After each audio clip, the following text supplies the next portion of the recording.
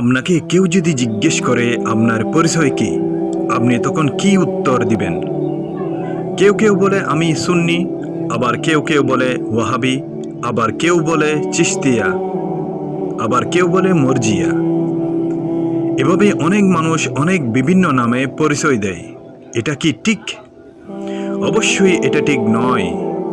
যারা এভাবে পরিচয় দেয় তারা আল্লাহ তাআলার দেওয়া নামটিকে পছন্দ করে না, তাই এই পরিচয়গুলো দেয়। আমরা কিভাবে পরিচয় দেব এ ব্যাপারে আল্লাহ তাআলা আমাদেরকে শিখিয়ে দিয়েছেন, এবং যারা এই নিয়ে মতভেদ করে তাদের ব্যাপারে কঠোর হুঁশিয়ারি দিয়েছেন মহান আল্লাহ তাআলা। পবিত্র কুরআনে মহান আল্লাহ বলেন, তোমাদের পিতা ইব্রাহিমের ধর্মের উপর তোমরা দৃঢ় থাকো, তিনি আল্লাহ তোমাদের নাম রেখেছেন মুসলিম।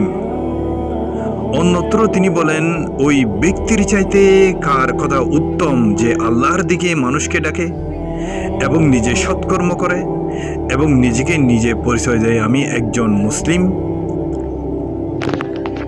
পবিত্র কুরআনে বিভিন্ন জায়গায় মহান আল্লাহ তাআলা মুসলিম হিসেবে পরিচয় দেওয়ার জন্য বলেছেন। তারপরও অনেক মানুষকে দেখবেন তারা বিভিন্ন মতভেদ এবং বিভিন্ন নাম দিয়ে তারা পরিচয় দেয়। এটা ইসলামের গুরুতর একটি অপরাধ। পবিত্র কুরআনে আরও এসেছে, হে মুমিনগণ, তোমরা যথার্থভাবে আল্লাহকে ভয় করো এবং অবশ্যই মুসলিম না হয়ে মৃত্যুবরণ করো না। পবিত্র কুরআনে আরও এসেছে, আর আমি অধিষ্ঠ হয়েছি যেন আমি মুসলিমদের প্রথমই হই। আপনি চিন্তা করে দেখেন, পবিত্র কুরআনে অনেক জায়গায় আছে নিজেকে নিজে পরিচয় মুসলিম হিসেবে দেওয়ার জন্য, কিন্তু এমন মানুষকে দেখবেন যারা মুসলিম হিসেবে পরিচয় দেয় না, বিভিন্ন নামে আপনাদেরকে বলে।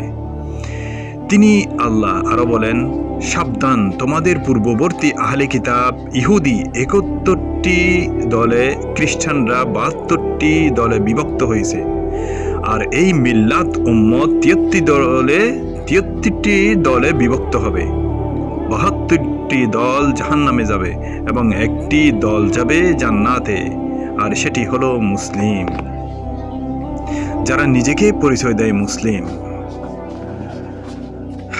আল্লাহ তাআলা অন্য জায়গায় আরো বলেন, নিশ্চয় যারা নিজেদের দিনকে বিভিন্ন মতে খণ্ড বিখণ্ড করেছে এবং বিভিন্ন দলে বিভক্ত হয়েছে, তাদের কোনো দায়িত্ব হে নবী তোমার নয়।